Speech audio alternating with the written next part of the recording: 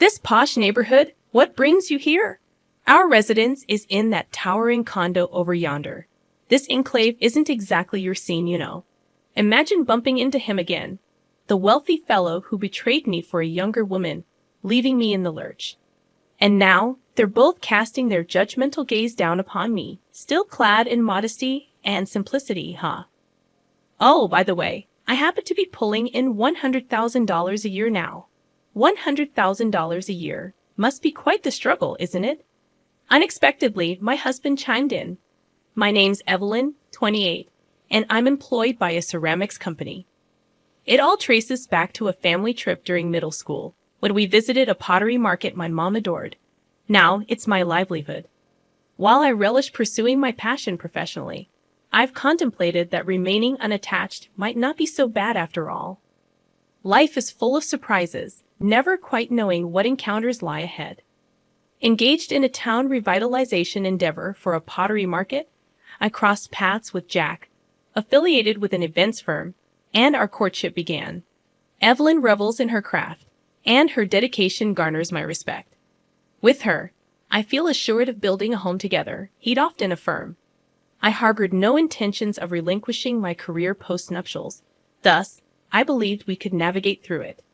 However, Jack's frequent business travels and weekend commitments often left us at odds, mirroring my own sporadic studio obligations. Regrettably, I realized too late that Jack increasingly reneged on our plans and evaded our wedding arrangements. His once prompt responses dwindled, leaving me in the dark. One afternoon, as I made my way to the station following a meeting, I caught sight of Jack across the street. A spur-of-the-moment decision led me to pursue him. Jack, are you finished with work? Shall we dine together? I called out as the light changed.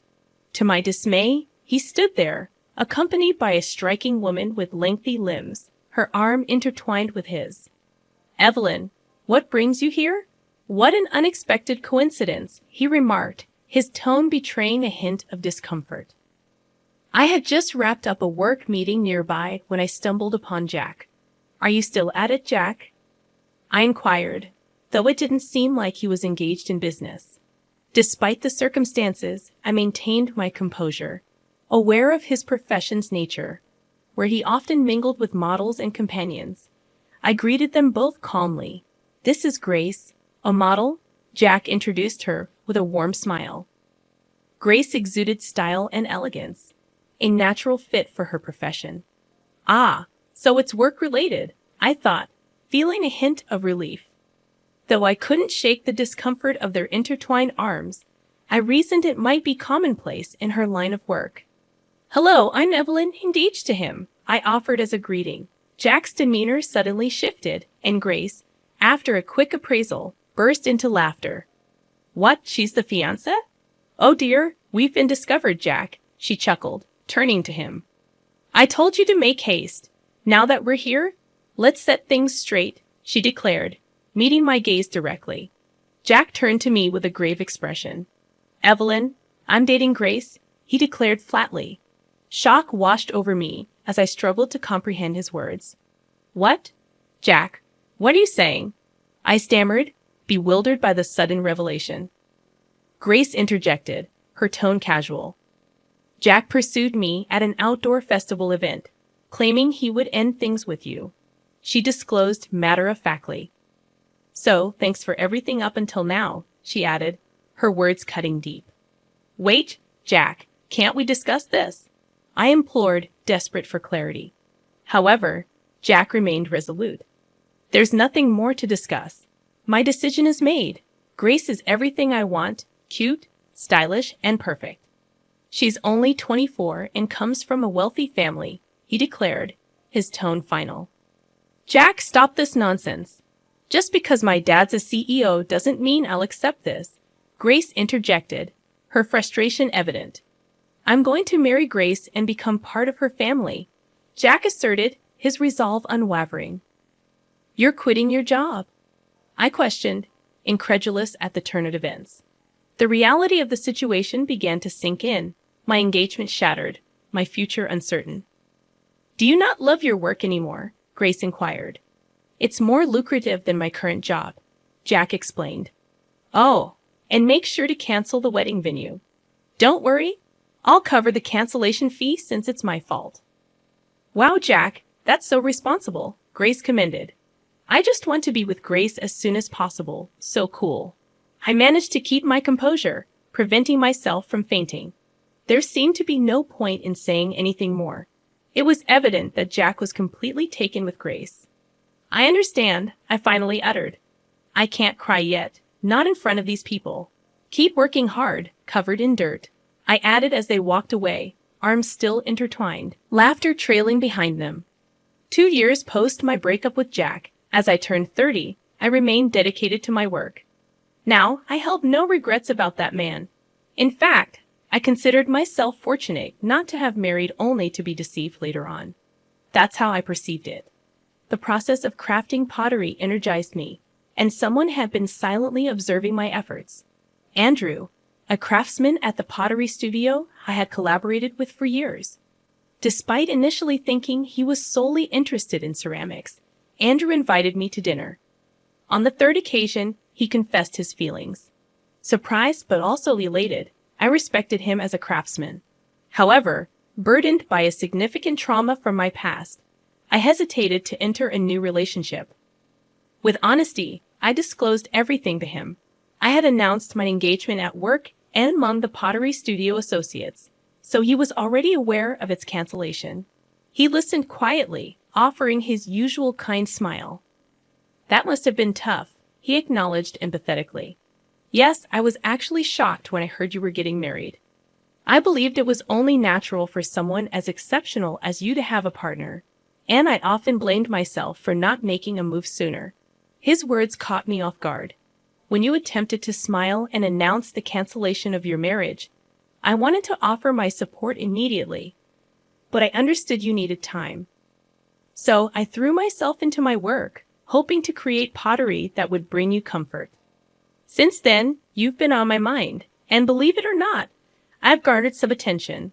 Perhaps it's because of my grandfather's wealth, but I've been approached by several women, even dated a few. However, none of it brought me the excitement I find in working with clay. He spoke sincerely, not to boast or joke, and as I observed him, I realized how genuine he was. He looked directly at me. Evelyn, you're the first person I've ever wanted to make happy, he confessed. As laughter bubbled up within me, I felt a warmth in my heart. With him, everything felt right. It was a natural happiness I hadn't experienced before. I'm looking forward to it, I found myself saying. A year later, Andrew and I exchanged vows. Our colleagues at the company and in the pottery studio celebrated with us. Initially, we maintained 2 residences, one in his family's mansion near the pottery studio, which astonished me to learn belonged to his wealthy grandfather, and the other, an apartment in the city center near my workplace. Today, we found ourselves in an interior shop, furnishing our apartment. Unexpectedly, a voice cut through the air.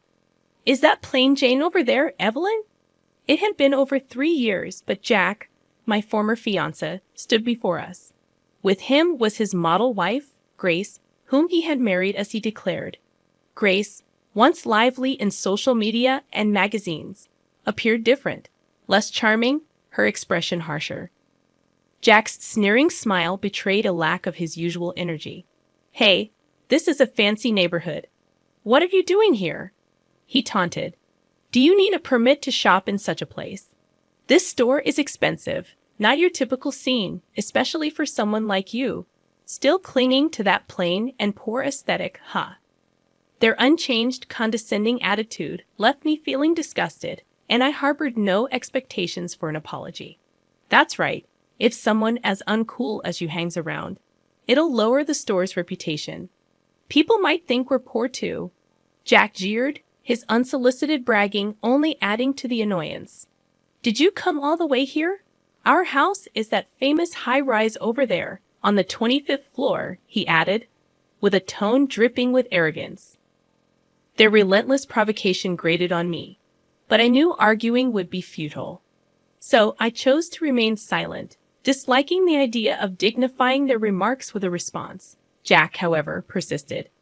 You still love pottery, huh? You look so poor.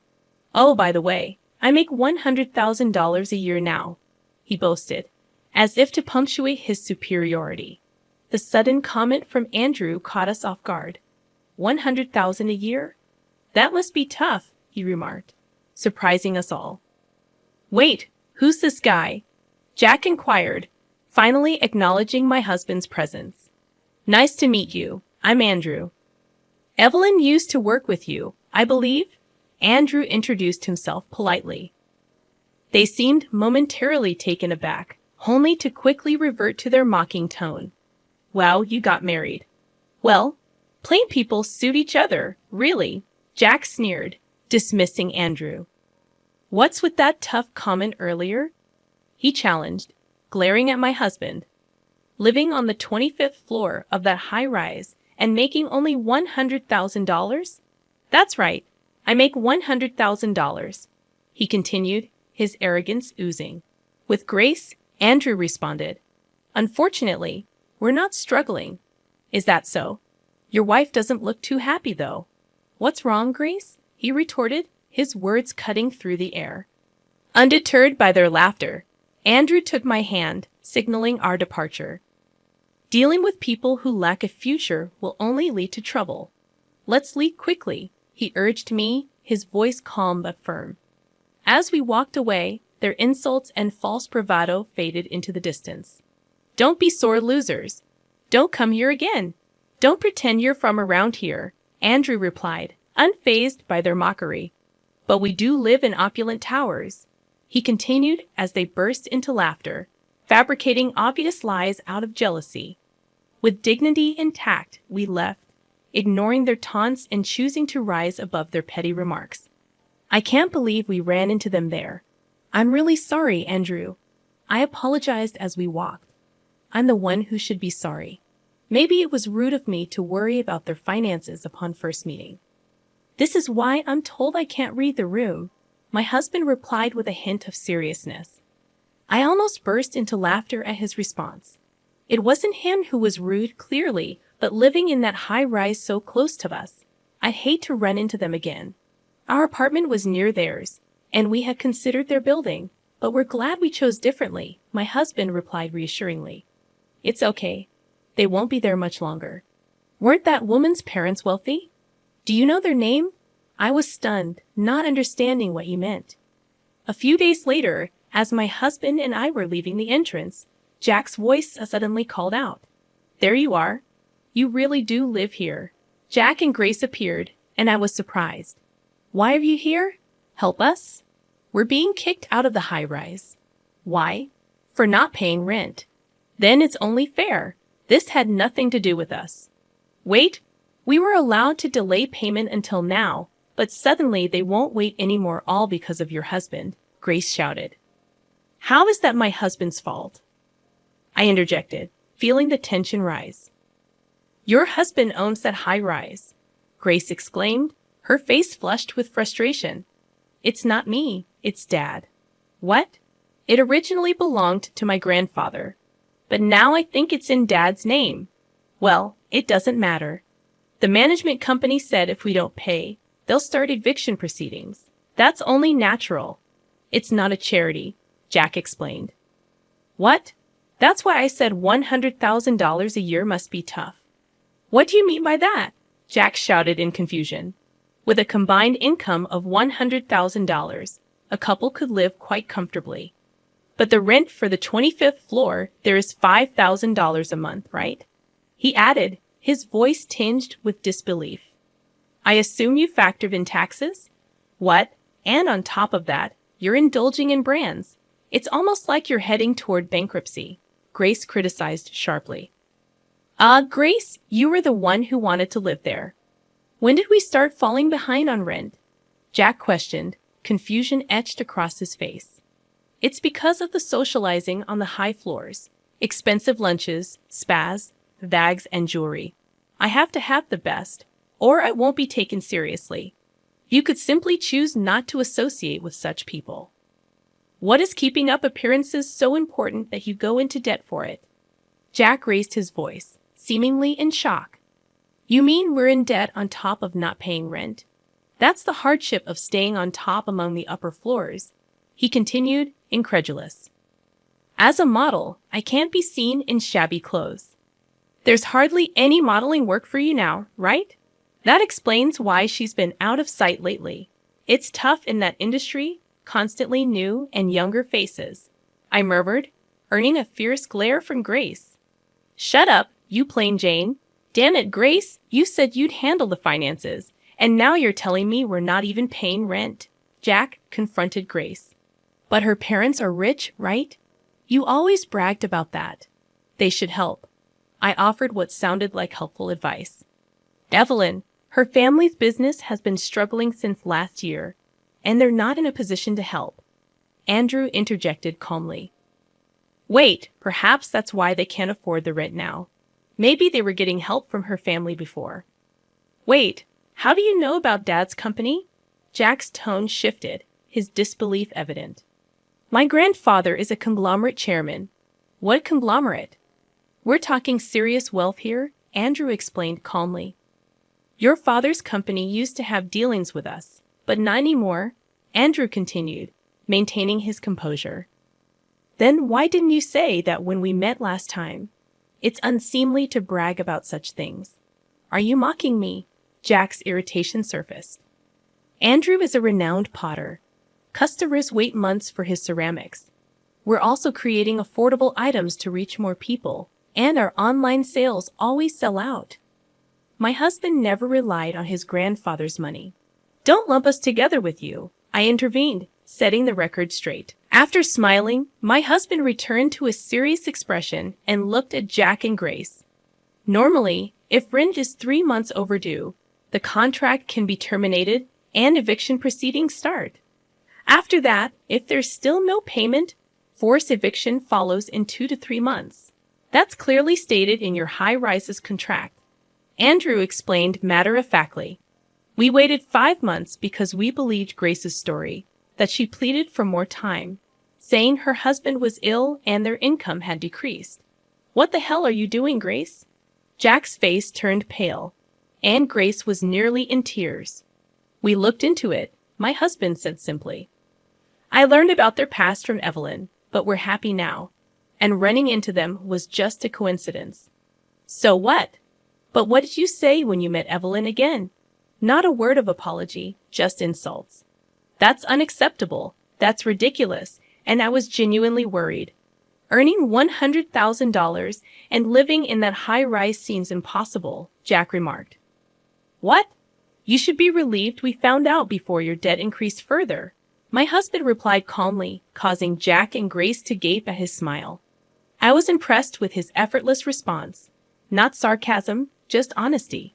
Whether it's because he's born into an incredibly wealthy family or just his personality, I'm not quite sure. Probably the latter, though. Help us, Evelyn. I'll apologize right away. You can fix this, can't you? They suddenly played nice. No thank you, I smiled, not as naturally as my husband, but with a bit of mischief. It's not our business. Let's go, Evelyn. Wait, don't smile and cut us off like that. They screamed, but my husband and I walked away hand in hand. Eventually, Jack and Grace had to leave the high-rise. Grace's dad paid their overdue rent, but in exchange, she was disowned. Her family's business was struggling, and Jack's income had dropped too. They'd spent recklessly to keep up appearances, and now her parents demanded repayment for the rent and refused to help. Dismayed by Grace, Jack was considering divorce. If he left all the money management to her, wasn't he partly to blame? Grace had borrowed from shady sources, now chased by dubious debt collectors. Meanwhile, my husband and I were discussing new designs for our popular pottery series at the workshop. We're creating items for families, couples, and solo relaxation times. We want to gradually expand our range of pottery to cater to the needs of every kind of lifestyle. Which color do you think is better here, Evelyn? Please take a look, my husband said warmly. Sure, someday I hope to use them with a family of our own, I replied, envisioning a bright future using my husband's pottery. Today, in our beloved studio, we're surrounded by the scent of clay, crafting pieces that will bring joy to many homes.